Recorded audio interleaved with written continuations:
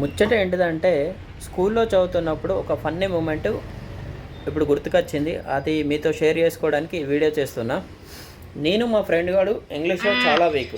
సరిపోయారు ఇద్దరును. So ఒకరోజు English master exam పెట్టిండు. ఇచ్చిన టాపిక్ ఈజీయే, కానీ తెలుగులో తెలుసు ఆన్సర్. ఇంగ్లీష్లో ట్రాన్స్లేట్ చేయడానికి నాకు వాడికి సరిగా రాదు. సో నేను రాయలే.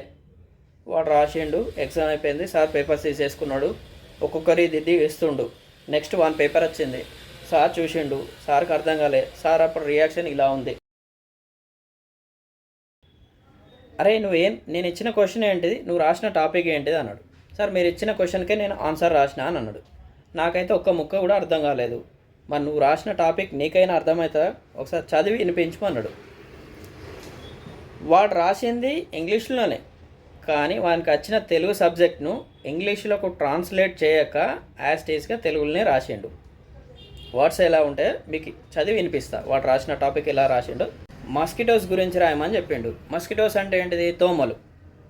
సో వాడు ఎలా రాసిండో ఫస్ట్ తెలుగులో మీకు చెప్తా, దాన్ని ఇంగ్లీష్లో ఎట్లా రాసిండో మీకు మళ్ళీ చదివి వినిపిస్తా. దోమలు ఎక్కువ చెత్త ఉంటే వస్తాయి. దీన్ని ఎలా రాసిండంటే, దోమ అంటే DHOMA దోమ, ఎక్కువ EKKAVA, చెత్త CHETTHA,